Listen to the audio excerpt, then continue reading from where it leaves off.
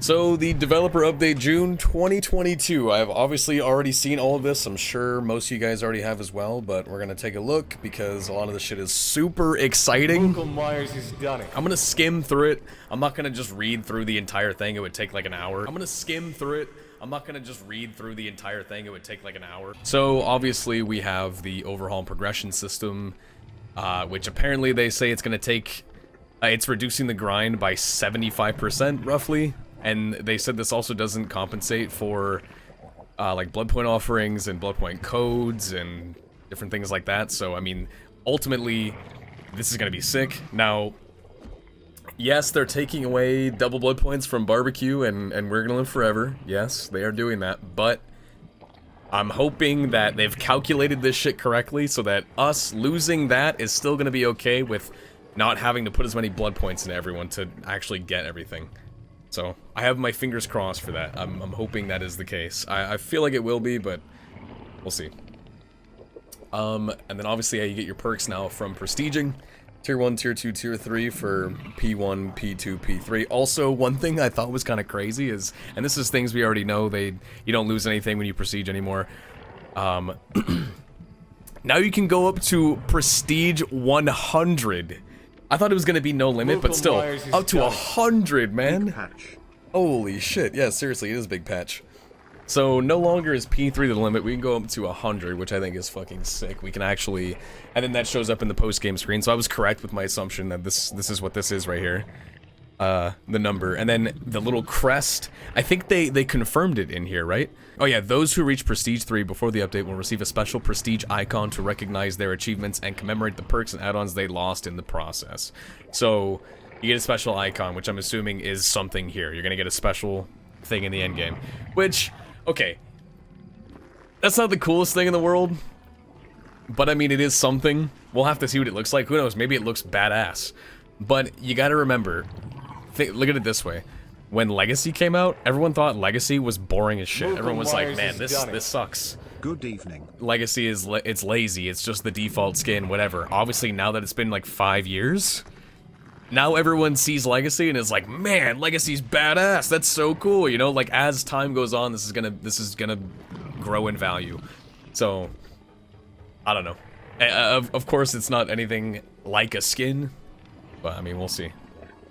I'm sure as time goes on, you guys will end up seeing that and be like, man, this guy's got the OG prestige thing. That's kind of cool, or something. I don't know. So yeah, they say right here you keep everything, or you'll get a retroactive bit of prestige for how many perk tiers you have, which is kind of cool. And then this is something that's sick too. Matchmaking incentives. Now they're finally adding in a blood point incentive, ranging from plus 25% to 100% depending on the demand levels. This is what we've been I think that's awesome. Yeah, exactly. This is what we've been waiting for. Dude, me and so many other people have been wanting a fucking quality of life update like this for so long. I'm so excited. Like, I'm actually so excited for this shit. I think it's fucking awesome. So yeah, part of me thinks that, because since I have instant queue times, that means that there's not as many killers in my region as there are survivors when I play. So I wonder if I'm just gonna always have a blood point bonus due to the matchmaking incentives, because I always get insta queues. So I should just be all the time making more blood points as well. Yeah, I probably will. Yeah, I think that's probably gonna be the case. And if you play Survivor like in the morning, I think is when Survivor queue, at least for me, at least Survivor queues are faster. It should be the same thing. If that's when you typically play, you should be having more blood points just on average. So yeah, that is some fucking stonks, baby. Big stonks. Huge stonks. Myers has done it. Okay, so yeah, you can potentially get more blood points for playing the role that is in demand. I think that's sick. It only works with crossplay on, so people can't abuse it. That's also pretty cool.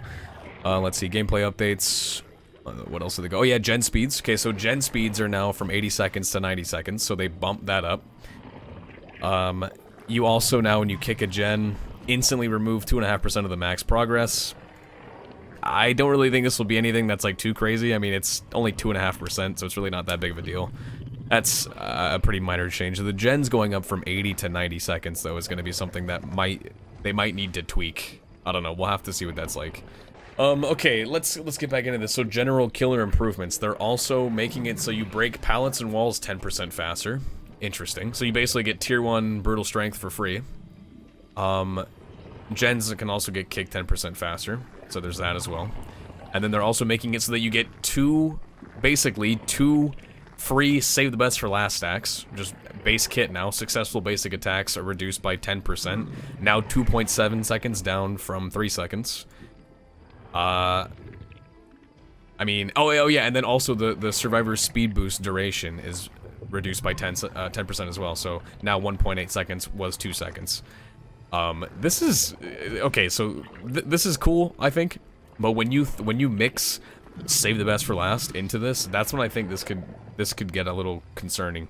So like, as it is already, if Demogorgon has 8 stacks, lands an M1, he can almost instantly shred you. And now, factoring in the fact that he gets 2 more stacks for free, so you can have essentially a 50% shorter cooldown, and then also the survivor gets 10% less distance off of their or duration of their speed boost off of the hit. I think you might, if you have 8 stacks of save the best for last as Demogorgon, I think you might be able to land an M1 and also then just insta-charge a shred and hit someone before they can go anywhere. If they run straight, obviously if they're strafing it's a little bit different and you might miss, but like, yeah, I think if you get that hit with 50% shorter cooldown, and then Demo can cover 11 meters in a fully charged shred, and he moves at like 470% movement speed or something, I think you can actually 2-tap someone. Yeah, same thing for Slinger too. Slinger, 8 stacks, you can hit someone, they're not going to get out of your range for sure. You can definitely land that shot and reel them back in, which you can already kind of do that now anyways, but it's going to be a lot easier, for sure. I don't know, I'm surprised that they make these changes, but then they don't then adjust save the best for last. And you know what? Jerkner, I'm talking about it, because this could be problematic for sure. This right here could definitely be problematic. They might need to nerf save the best for last to basically make it the same as it was before this patch to keep it balanced. Otherwise, I feel like save the best for last might become too strong. Like, on the killers it's already really good on, like Demogorgon, like Slinger, it's just going to get even better. So, that's a little concerning, yeah. And then, I don't know, dude, about the Bloodlust change, man.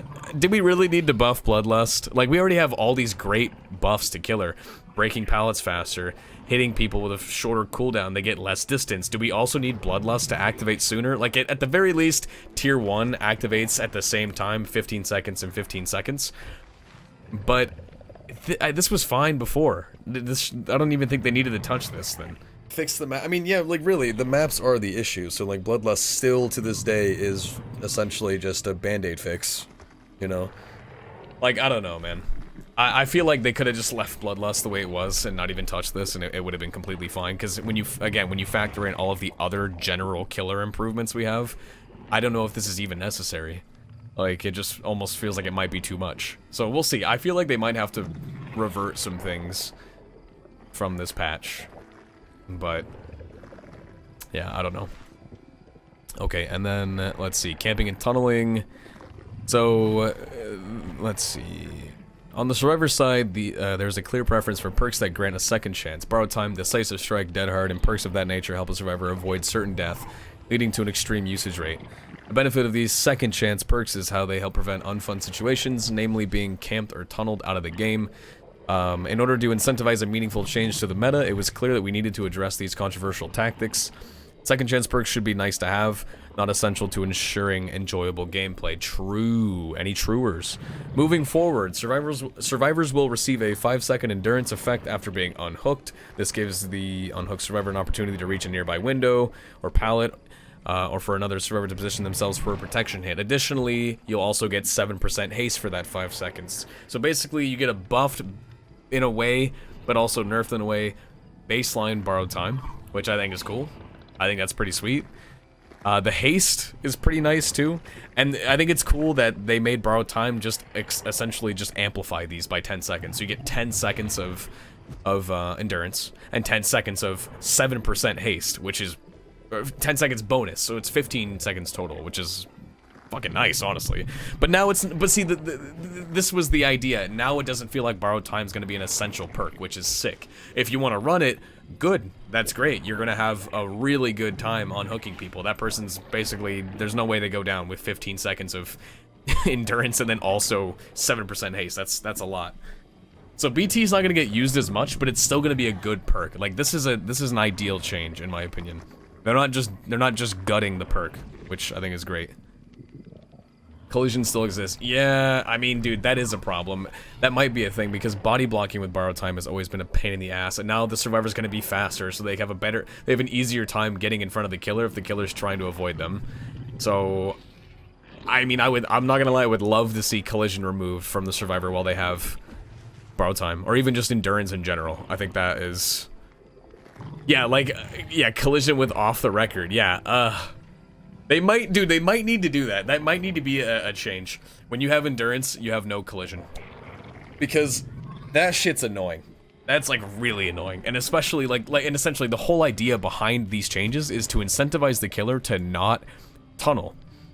But now they're making it with this change, with the haste, and then even if the person runs borrowed time, easier for the unhooked survivor to get in your way and inconvenience you when all you're trying to do is not tunnel the person and not hit them. So, I don't know. It says both effects will be cancelled prematurely if the unhooked survivor performs what we now call a conspicuous action. So this is essentially anything that progresses the game. Repairing a gen, healing yourself or others, cleansing or blessing a totem, sabotaging a hook, unhooking others, and opening an exit gate. That means that chests are free. You can still open chests and be fine. That's about it though. I don't really think there's really any other action in the game you can do. Also, aside from getting a jigsaw hat off your head, or vaccinating or some shit like that, or solving the box, that should all keep your DS. With these base changes, we hope survivors can switch up their perk loadouts with fear that camping and tunneling will cut their next match short. Okay, awesome. Yeah, meta perk changes. Great. Look at Dead Hard. We love this, dude. Here's Dead Hard, by the way. Look at this usage rate. Like, this shit is just obnoxious. This honestly, like, pisses me off, dude. Like, this is how long Dead Hard's been in the fucking game, and its usage is at 75%. And this has been here for so long, and it's finally getting changed. And then same thing here, barbecues at the top. I mean, that shit's annoying. Alright, so let's break this down. We're gonna go over the perks real quick. We're going over the perks. Okay, so barbecue, they're removing the blood points. But then again, you keep in mind they're also making it a lot easier to level everything, so I think it's gonna be okay, relatively. I think that's the only change, right? Yeah, that's it actually. Okay, they're just removing the blood points. So barbecue's the same other than that. Alright, Ruin, they reduced the speed of Ruin in half, literally a half nerf to this shit. And now instead of 200% at tier 3, it's 100%, which is kind of crazy. And then also if someone dies, if someone is killed, the perk automatically deactivates, which I think is fine because again, yeah, I feel like if you have a kill already, do you really need Ruin when it's a 3v1? Not really. So Ruin, I honestly feel like Ruin is kind of just dead. I don't really see anyone using this perk anymore because, like, maybe if they made Ruin 100% regression speed automatically, and it deactivates when someone is killed, but it can't be cleansed and like otherwise, essentially, then like maybe that would be okay. But this can still be cleansed instantly, on top of it automatically deactivating if someone dies, and it's at half the speed. I feel like Ruin is just they nerfed this too hard. Maybe a certain hook amount, not death. Yeah, like things like that. Like I feel like with it currently already being able to be cleansed on top of this shit, I feel like it's too bad. I don't see myself running Ruin, honestly. Before it was sick because it was 200% and you could slap it on with Undying and like that was actually strong, even though people go for your totems all the time these days, so even with Undying it lasts for like a minute and then it's gone anyways. You know, occasionally you get games where it stays up the whole fucking game, but at that point that's kind of just the survivor's fault. A shout out from me and your homie Barry Boffa from Kenya. Yo! Cheers to more content. Barry Boffa from Kenya, my man. Barry Boffa D's nuts! Monster kill. Number 15, Burger King foot lettuce. There it is. Alright, so Pop, they kind of, I don't think Pop is like dead, but they definitely, this is a lot different. So, key thing to note about Pop is right now it's 25% of its total progress, and now it's going to be 20% of the current progress. So what this means essentially, they explain it here, but Pop's going to be more effective against gens that are nearly done, but not as strong against gens with barely any progress, which I think is fine, honestly. So if the gen only has 10% progress, it's only going to do 20% of that 10%, on top of the, I guess, 2.5 you get from this. So it doesn't just... Oh, shit. Oh, hold on. I don't know what happened. It just pulled up Pop real quick. Anyways, yeah, so Pop still... I mean, it's a little bit of a nerf overall, but it's Gonna be stronger, I guess, against gens that are almost done, I think. Well, I guess compared to a lower progress gen. I don't know, Pop is whatever. It's kind of the same, honestly. Okay, let's see. Corrupt, I think the Corrupt change is pretty cool. Corrupt Intervention is now the same, but it deactivates as soon as you put someone into the dying state. So if you get someone down before your 2 minutes is up, the perk is gone. I think that's fine. I don't really think that changes the perk. It's still going to be good, for sure, so... Prove Thyself is untouched. Yeah, Prove Thyself is untouched, but they also made it so that gens take 10 seconds longer, and there's also other perks now that regress gens, like, hella fast, like Overcharge. And then you also have the killer getting straight buffs with Brutal Strength 1, Save the Best for Last, 2 stacks for free, less distance on the Survivor. I mean, I think it's fine that that Prove Thyself is untouched, honestly. I feel like this change, this update overall is kind of favored towards killers. I think the Tinkerer change is also fucking great. Tinkerer is now one-time use on the gen. I think that's awesome.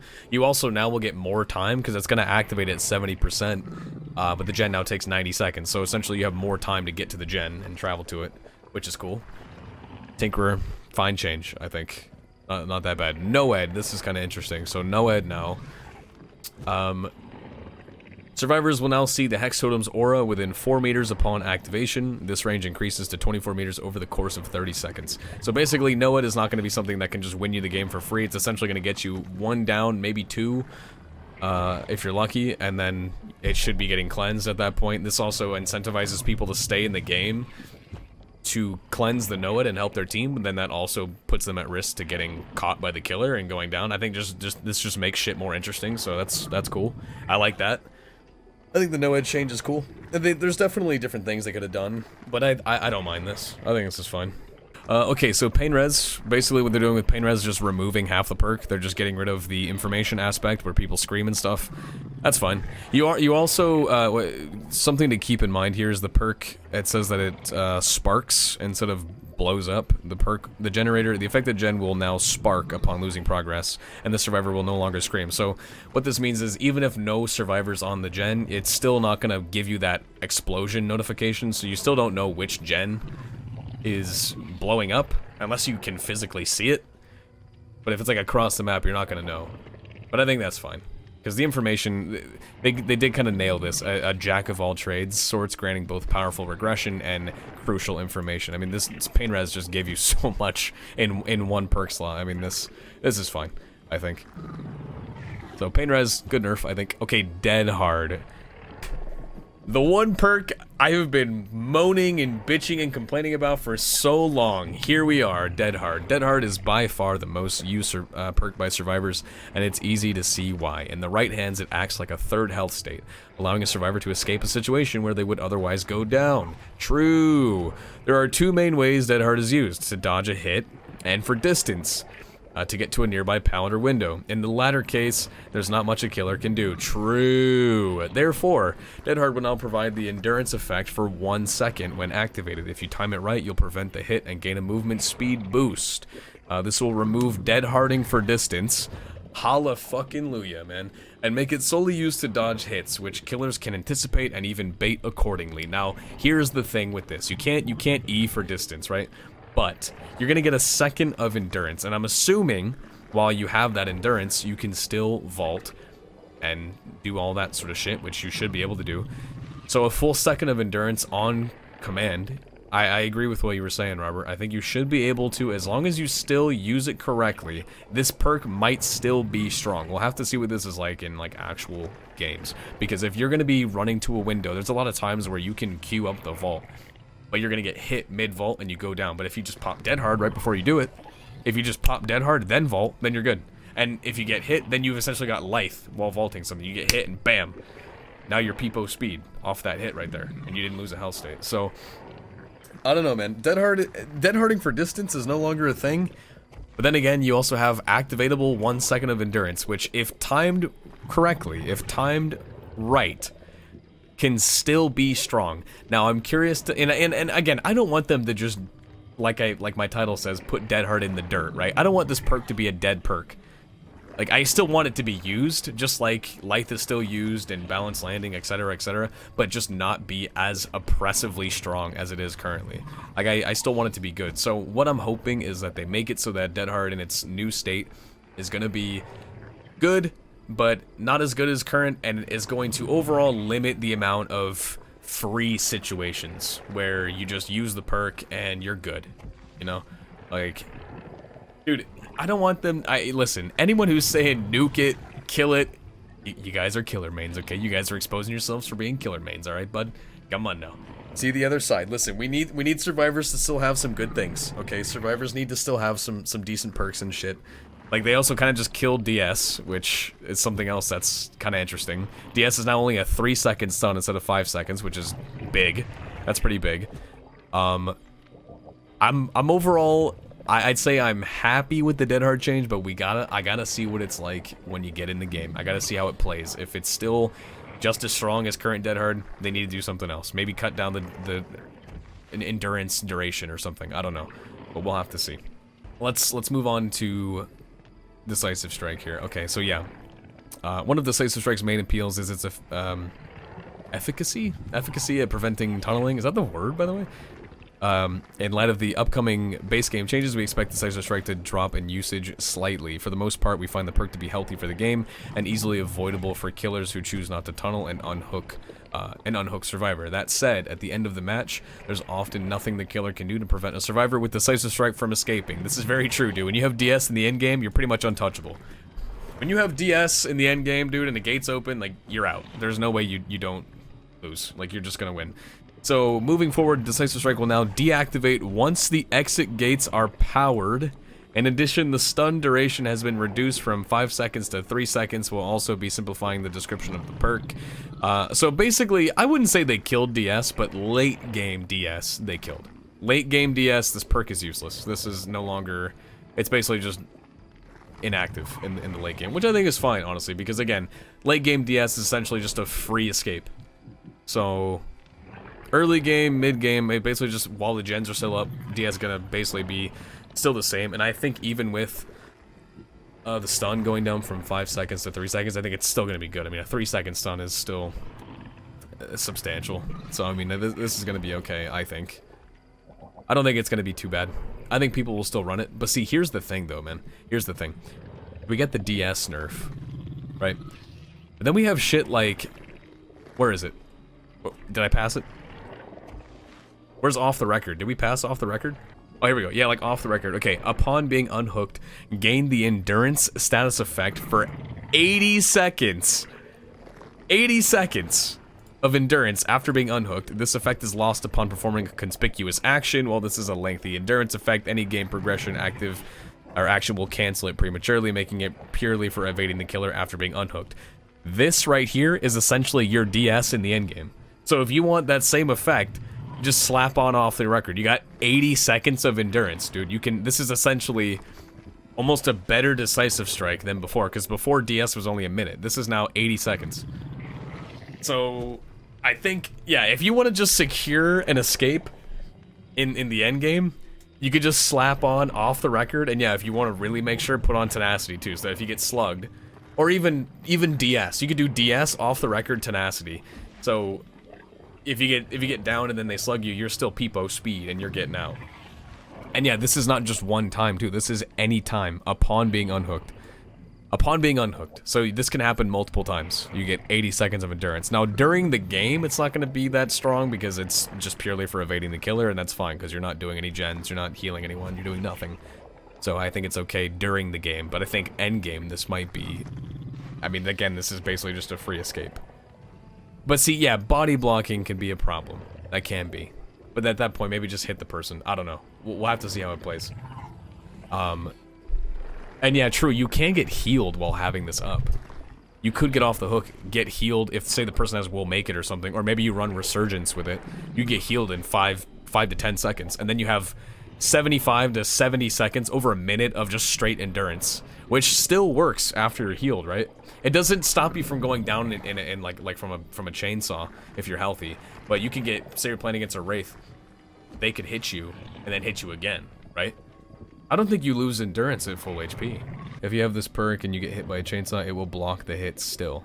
If you're full health and you have endurance, you won't go down. Huh. I didn't actually know that. I thought it just was only if you're actually injured, then you don't go down. Interesting. Okay, well then, yeah, off the record, yeah, they might need to reduce this duration. I mean, dude, this would be strong if it was like 40 seconds. They could cut this in half. 40 seconds of endurance would still be strong. Like, I don't know. Yeah, I saw someone say that Ott says this is broken. This might be broken. We'll have to see, because, I mean, dude, this is a lot. Again, it gets disabled if you do a conspicuous action, but, I mean, I don't know, bro. This feels like a lot here. We'll have to see. Anyways, we skipped a bunch of shit, so let's get back to this. Okay, so yeah, borrow time, we did that. Borrow time, we talked about this. Basically, just you get 10 extra seconds of the endurance, and then also haste. That's cool. I like that. Good change. Iron Will, I don't know why they did this to Iron Will. They kind of just killed this perk. 75% is still not too bad. You are pretty quiet at 75, but you're not 100% quieter, and then it also just doesn't work if you're exhausted. This feels so unnecessary. I thought Iron Will was fine. I don't really know why we have an Iron Will change. This perk, yes, it was good. Don't get me wrong. Iron Will was a strong perk, but did anyone ever find Iron Will overpowered? I didn't think Iron Will was OP. It was a good perk, but that was it. Like, it doesn't carry. Iron Will doesn't carry. And they even say right here, dude, this perk allows skilled players to mind game more effectively in many areas by silencing grunts of pain. So we're going to get rid of that. And now you're still gonna make noise. Like, they literally they like praise it. Oh, yeah, it helps you mind game more effectively. And we're removing that because that's too strong. Like, bruh. I don't know, man. And yeah, Strider Spirit is, yeah, the Strider is gonna be a thing now. Because what is Strider, 50%? So you'll only be 25% quieter. Unless that isn't changed. And Iron Will still makes it so that's, or like Strider doesn't make this louder. I don't know if Strider's back. But yeah, I thought Iron Will was fine, so they kind of, that felt unnecessary to me. Okay, next self-care, they just reduce the speed, and they also remove the efficiency for items.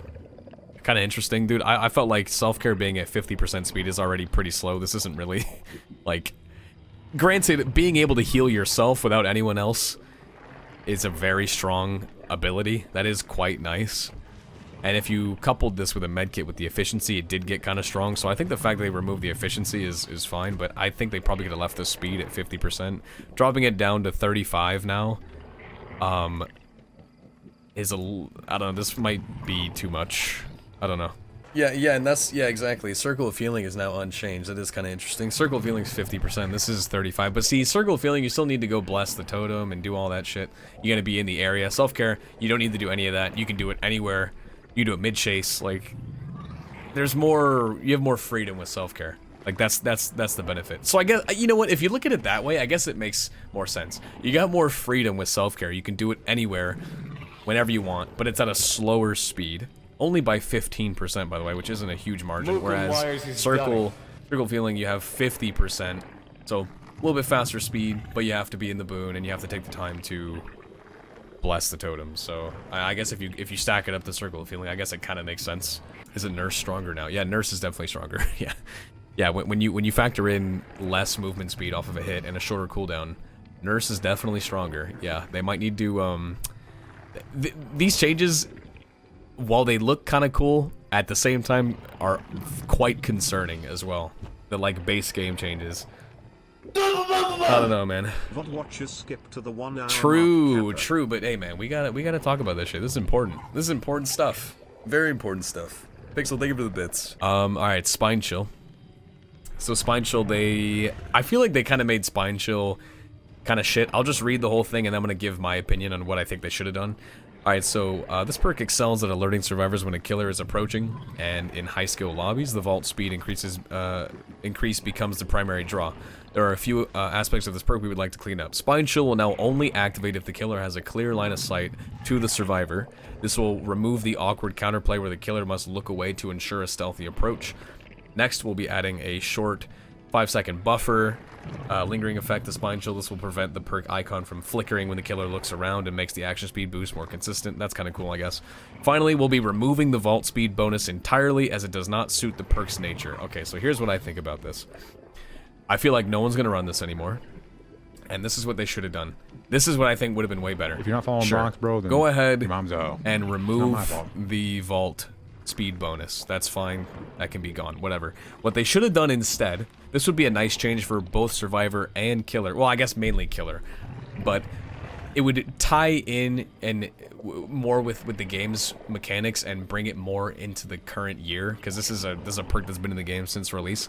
They should have made it so that undetectable makes Spine Chill. Like, Spine Chill doesn't work against undetectable, but it still works like the way it used to, where it's no longer with the LOS thing. Like, get rid of this LOS mechanic, make it so that it still works normally with any killer, but if the killer is undetectable, then they are undetectable. Then Spine Chill does not activate off of them looking, off the undetectable killer looking at you, and then remove the vault speed. I feel like that would have been a way better change, and people will still use Spine Chill. That would have been fine, because now it just feels like an undetectable killer or a regular killer can still just approach you while hiding behind LOS, and the perk's not going to activate. Like, I don't know. Yeah, so I think the Spine Chill change is a little. They could have done better with that. Let's see. Okay, Overcharge. Let's go over this. Overcharge is now. When you kick a gen, the regression speed will grow from 100%, so it starts at 100%, up to 400% over the course of 30 seconds. This survivors will want to stop the gen from regressing as soon as possible. I think this is really cool. I talked about this earlier, but I'll go over it again real quick. This is gonna overcharge is gonna feel like it's overcharging the fucking gen, dude. You're gonna go down to 400% regression real fast. That's fucking sick. And this makes it so the survivor's like, oh shit, they got overcharge, I need to go touch that gen. That then makes it so that they have to interact with the difficult skill check. So it works in both ways. It's like, okay, you realize I got overcharge, you need to go touch the gen, but it's not as simple as just touching the gen and it only loses 5% regression because you blew an overcharge skill check. Now it's like, if you don't touch that gen, you're gonna lose the gen very fast. Like, I think that's kind of cool.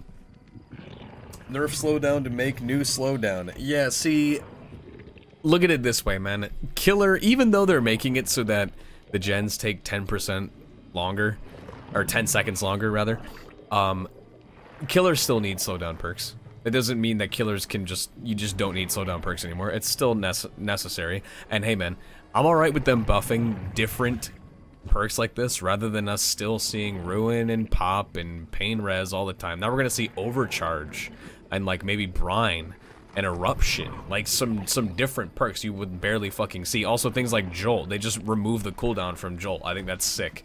That's a great change, dude. Dude, ever since Surge/Jolt was implemented, when Demogorgon came out, this was I was saying this when this perk first came out. I was like, why does it have a cooldown? Remove the cooldown. Here we are 3 years later, it finally gets the cooldown removed. But like, dude, I've been saying this since the perk came out, that this perk did not need a cooldown. And they finally did that. So that's good. Okay, so Eruption, they just buffed the numbers for Eruption. We've upped the generator regression penalty to 10%. What is it right now? 6, I believe? 6% regression. So I think it's up 4% up to 10. And then the duration of the ink cap is up from I can't remember, up to 25 seconds now. Or was it 8? I don't know. The regression penalty isn't really, like, it's barely anything. You're not really going to notice that. The ink cap is going to be 25 seconds now, which is, yeah, pretty decent. I mean, 25 seconds that you can't do the gen. And then it's also going to be regressing that whole time, too. That's not bad. That's really not that bad. You might see Eruption a little bit more now, too. They buff Knockout, which is interesting. So in addition to its current effect, Knockout will cause dying survivors to crawl 50% slower or for 15 seconds and reduce their recovery speed by 25 seconds. So I guess if you really fucking hate Unbreakable, I mean, I guess you could just not slug, but if you need to, slap on Knockout. This seems like the best part of it, really, is just 25% reduced recovery speed. That's kind of cool. Not bad, I think. The crawl speed's really not that big of a deal. It's not anything too crazy. Coulrophobia, they just buff Coulrophobia.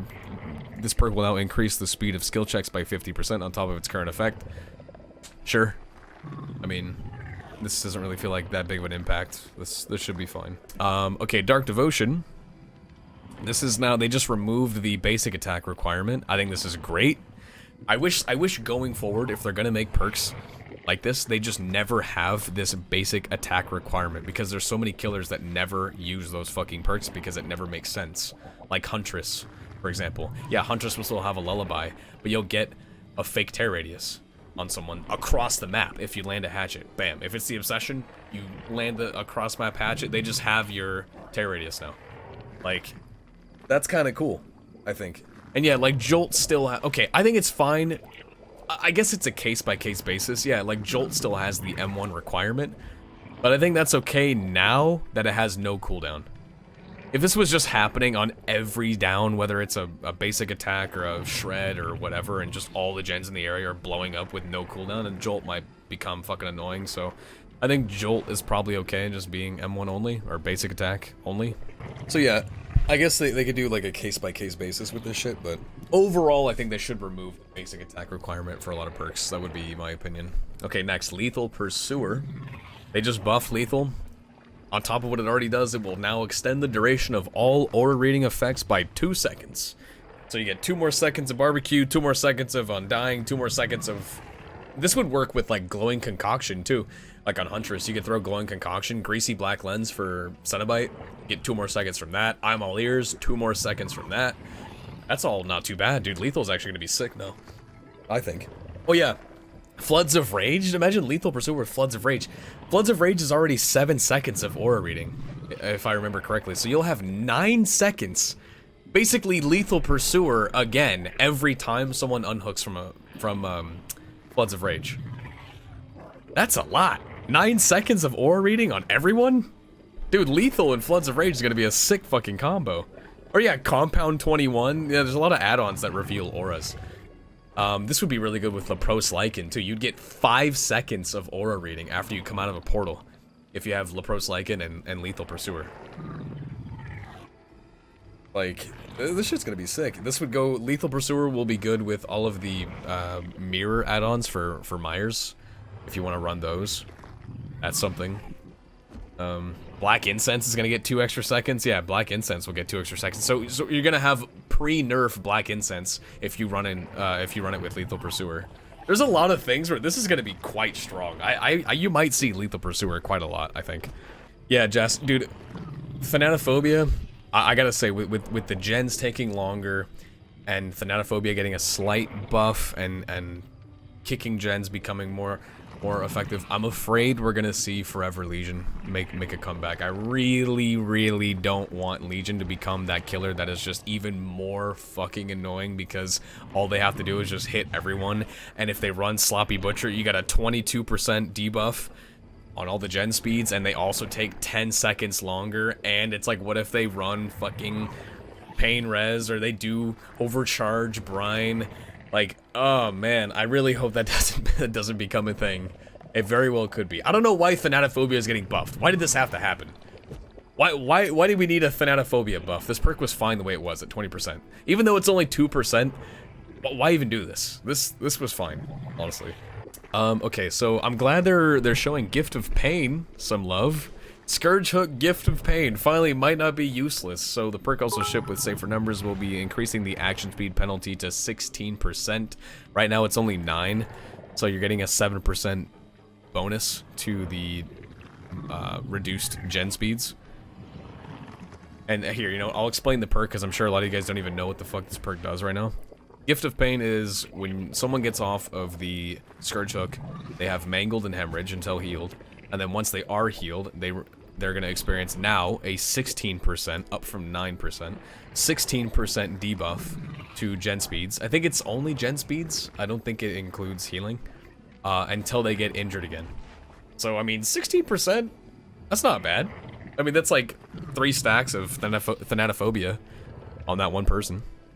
I mean, you could just run Thanatophobia, but if you have no one else injured, then this is 3 stacks where you otherwise wouldn't if you had Thanatophobia, so I don't think that's like too bad. Sloppy plus Gift of Pain plus Thanatophobia. Yeah, I mean, dude, again, stacking these slowdown perks could be a problem with the game just overall becoming slower now. So they're gonna really have, like they've even said, but they're gonna have to really look close at this shit, because adjusting these base game values of gen speeds and killer hit cooldowns and less distance off of a hit, all that stuff, albeit the numbers are very minor, these things can get out of hand really fast. It's exactly like Boone Dark Theory. Dark Theory is movement speed of the survivor. There's a reason it's only 2% haste, because if that shit was 5%, Dark Theory would be fucking insane. Like, they need to really, really closely look at this shit, because it could get out of hand, like, really fast. Okay, and then, dude, Monstrous Shrine. We're finally, dude, I think this is the first change to Monstrous Shrine in literally ever. I don't think they've ever touched Monstrous Shrine, dude. Now it's Scourge Hook Monstrous Shrine. It's being upgraded to a Scourge perk. Long have we waited. Monstrous Shrine has received a rework. Exactly. This perk will now convert all basement hooks to Scourge hooks. Additionally, Scourge hooks will now grant 20% faster entity progression, but only if the killer is not within 24 meters. Now, here's my concern with this. I don't know why this is just Scourge hooks will now grant 20% faster entity progression. Maybe if it was like basement Scourge hooks, but this is just any Scourge hook. Any Scourge hook the person's gonna die 20% faster, whereas previously the increased entity progression was only in the basement and it was only 9%. Now it's 20.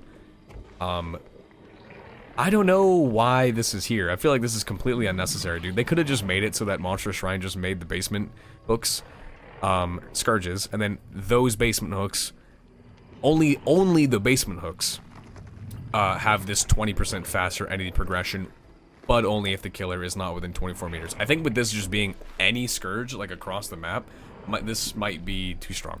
Again, the killer is not within 24 meters, but that's really not that far away. A Huntress can just sit there with a fucking hatchet and stand there. Even Bubba, dude. Bubba could stand 25 meters away, and then just sit there.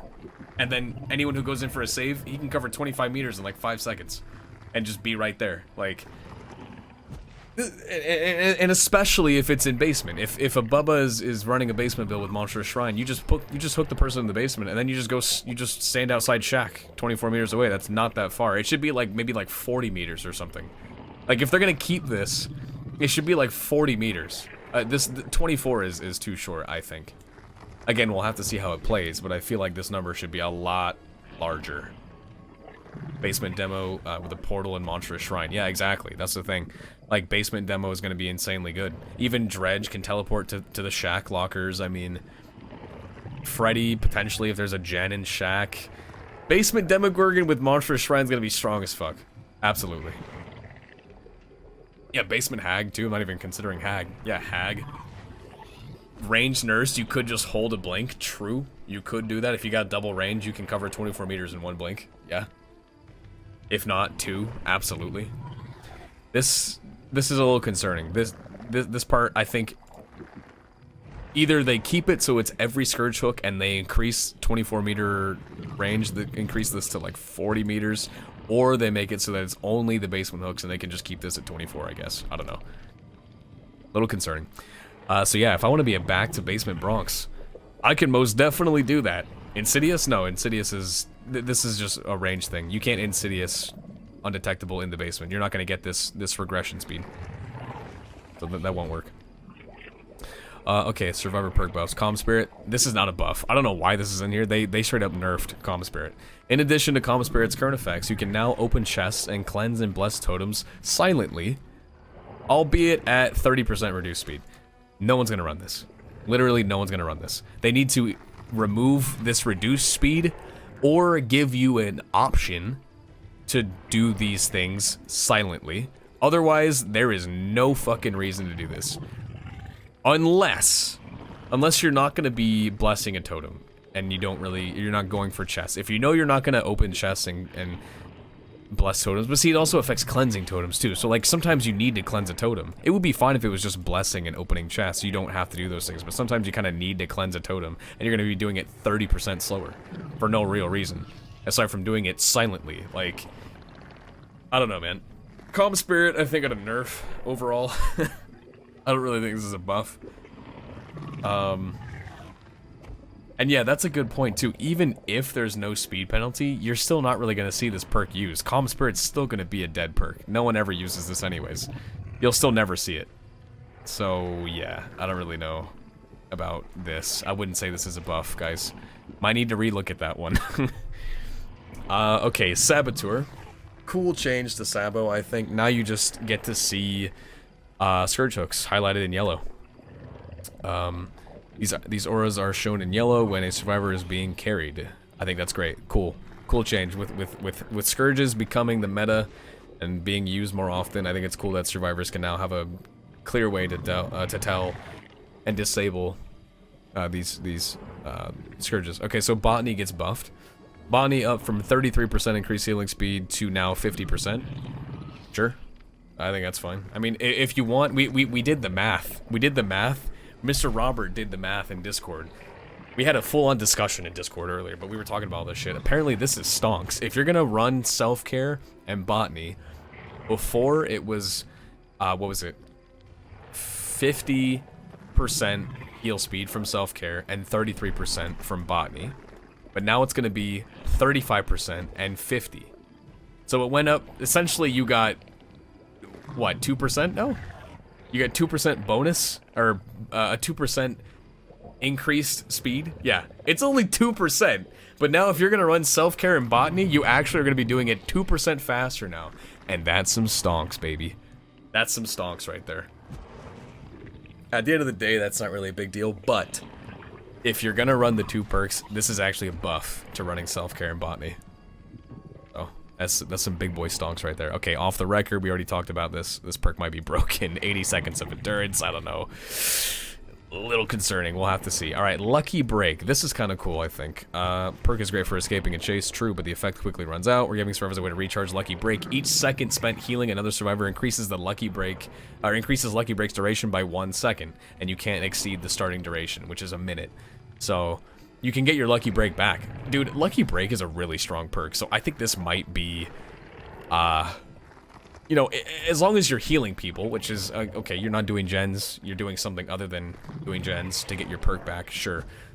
Lucky Break's a really strong effect, so I hope, honestly, this encourages more people to run it because it's really fucking good and barely anyone uses this perk. But when people have it, I mean, I lose people super easily with Lucky Break. If there's any bit of LOS, dude, you can lose someone with Lucky Break so easily. Like, that's nothing to... That's no joking matter. Okay, Pharmacy, cool change. No one's... I mean, well, I can't say no one's gonna use this. Basically, whenever you're injured now, Pharmacy will activate. It doesn't... It's not just your first chest. So, you're guaranteed an emergency med kit whenever you're injured. So you can search multiple chests and get these. And what you could do, I guess, you could tie this up with a coin. You could burn a shiny coin, then do Pharmacy, and just have emergency med kit after emergency med kit after emergency med kit, just over and over and over again. Which ain't too bad. And you could slap that on with, like, Ace in the Hole to get some add-ons, too. Kinda cool. Botany alone with medkits will be oppressive as shit, though. 50% is huge. I mean, yeah, 50% is a good bit. That is definitely a good bit. But see, I guess that's the idea behind it. It's only with a medkit. You don't have infinite medkit charges, whereas self-care was 50%, but you can just do it indefinitely. So, like, I guess they nerf self-care because you can do it indefinitely. You have that freedom. Botany is either healing other people, or if you're using a medkit, you have limited charges on the medkit. So, like, yeah, you got that increased speed, but it's gonna run out eventually. And even if you have build to last, and like streetwise, and you dedicate a whole build, you're still gonna run out of those charges eventually. You know, it's probably gonna be enough to last you the whole fucking game, but you will eventually run out. Okay, let's see. Soul Survivor. I want to get into a game. We've been doing this for like an hour. I'm gonna skim through it. I'm not gonna just read through the entire thing. It would take like an hour. Honestly, there's so much shit to talk about though, so I don't really mind, but...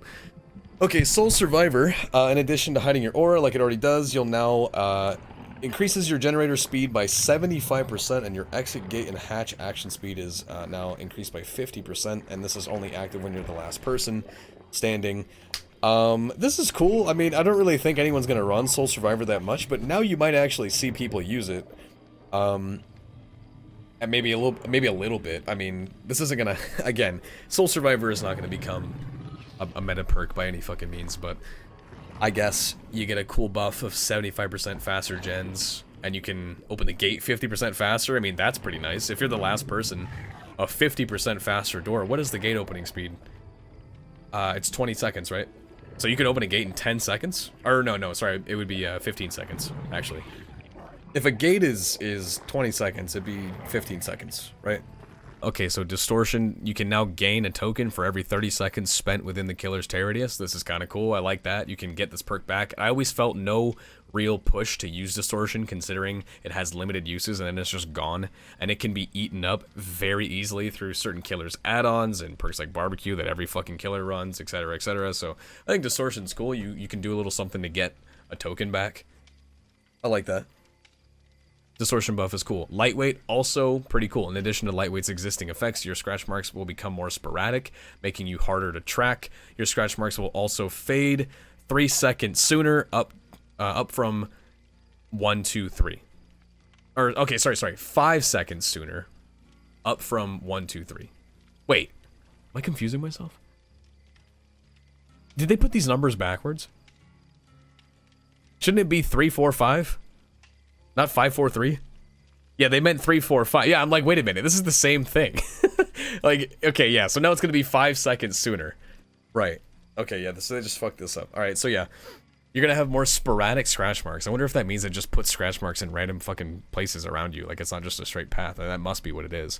And then your scratch marks will fade 5 seconds sooner? Dude, I have always loved Lightweight. I'm glad I get to talk about this, dude. I've always thought that Lightweight was such a cool perk.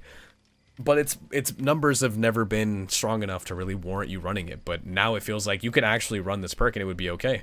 You can just run Lightweight.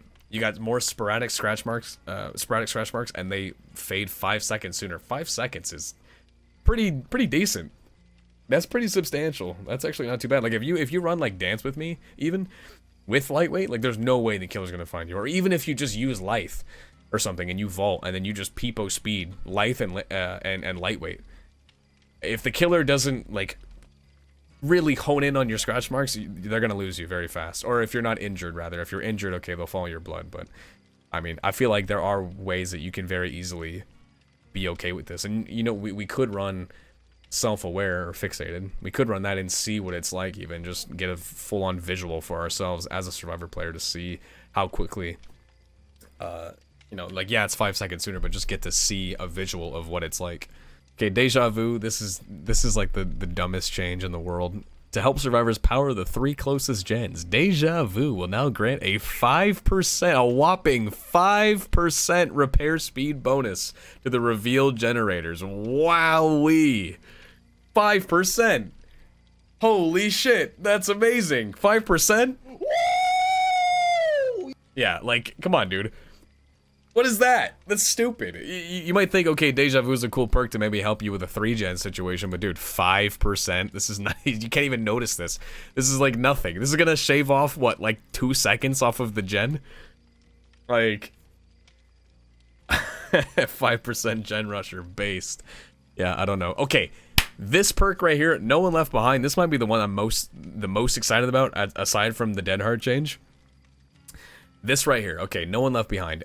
Beyond its current effects, No One Left Behind will grant a 7% movement speed bonus to any survivor you unhook. Additionally, the perk now activates when the gates are powered rather than opened. Okay, now this is sick. If you break this down, some of you guys probably don't even know what No One Left Behind does because no one uses it. So now, instead of it activating when the endgame collapse starts, it's now just when the last gen is done, which is great. You get indefinite aura reading on every other survivor. No range limit, no nothing. You have just unlimited bond on everyone for the rest of the game. You get a 50% increase to your heal and unhooking speeds. Now the unhooked survivor gets a permanent 7% haste for the rest of the game. Any person you unhook. And yeah, it activates sooner. This is sick. Oh, and also little side thing, I think you get 100% more blood points in the altruism category. So now you get to see all your teammates unhook and heal faster, and the unhooked person gets hope, essentially, for free for the rest of the game. And this will stack with hope. So if you wanted to run this with some homies, and you guys all have No One Left Behind and hope, which are both base game perks, by the way, which You have no excuse not to run them. You can have, it will stack, you'll have 114% movement speed. You have a 14% permanent haste effect for the rest of the game. And again, if you're playing against a fucking 110 killer, you're going to outrun that killer. And if it's a 115 killer, they'll have a 1% movement speed advantage on you. 1%. Like, that's insane. That's insane, dude. I want to do this. I really want to do this. Yeah, if you have Blood Pack too, you could outrun a killer. Yeah, if you stay with your homie as well. I could see people in a Survive with Friends pulling this shit, which I think would be fine because at the end of the day, this is at the end game anyways. So the killer's probably losing the game regardless. But like, yeah, dude, you could be moving. Like, Blood Pact is not really that realistic. That's kind of hard to use. But this, No One Left Behind with Hope, you could be moving at 114% movement speed as a running survivor and outrun certain killers. Like, that's fucking cracked. That's really cool. Yeah, true. Guardian or Babysitter, that also gives you 7%. So yeah, if you run No One Left Behind with Guardian, yeah, the person's they're gonna be moving at 121% movement speed for like, oh, is it 10 seconds or something? I don't know. Okay, Dark Sense, they made this so that whenever a gen's powered, the next time the killer comes within 24 meters of you, their aura is revealed for 10 seconds. Then it deactivates. Sure, no one's probably going to run that still. Okay, Tenacity, they just buffed it. You now have reduced grunts of pain by 75%. Cool. Tenacity buff, Wicked Clap, Robert's happy, good to go. Hope, remove the duration on it. Now it's just permanent hope for the rest of the game. This is how it used to be, I believe. I believe hope back in the day used to just be a permanent haste, and then they gave it the timer, and then they finally have now removed it again. So that's fucking sick. I like that. Hope's awesome. This is fine. I think it should be like this anyways, because it's, again, only active in the end game. So you just have a dead perk the whole fucking match. I feel like it should be strong. Overzealous. I'm surprised this is in here. I don't know why this perk that just came out is already getting a change. This is now, I think, up from 6% to 8%. And then if you cleanse a hex, it doubles up to 16%. Yeah, that's pretty good, but at the same time, you have to be cleansing a hex. At the same time, you have to have the killer have a hex, which these days is kind of hard to come by, honestly. So there's many games where Overzealous is literally going to be just the 8%, and 8% isn't too bad, and you also lose it as soon as you lose a hell state. So I don't think Overzealous is going to be that big of a problem. I see a lot of people being like, oh my god, that's insane. Overzealous is not going to get used that much, I don't think.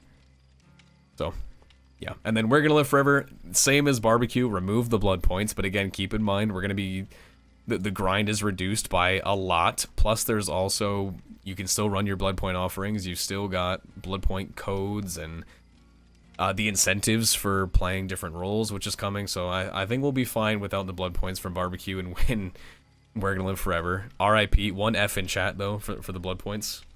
Rest in peace. Rip stacks, yeah. And then they're also making it so that the stacks you would get from this now gives the person you pick up from the dying state 10 seconds of endurance, and then it deactivates. So that's pretty cool, honestly. Not too bad. Not too bad. I don't think that's bad at all. And that's all the changes. So we finally went through the whole thing in like an hour. It's been like an hour and a half almost of going over the patch notes, but yeah, dude, I'm pretty excited for this. This change is fucking sick. There's like a few things in here that I'm really not happy about. Like the Calm Spirit change, this just feels terrible. Monstrous Shrine could be a problem. Off the Record could also be a problem. This could be too strong for sure. What else? Iron Will felt unnecessary. But aside from those few things, oh yeah, I would have done something a little bit different with Spine Chill. Aside from those few things, man, I feel like 90% of this whole update is really good stuff. Like super solid, awesome changes that are gonna help the game, and just, I'm really excited. So yeah, shout out you if you watched this whole video. Thanks for watching. Catch you guys in the next one.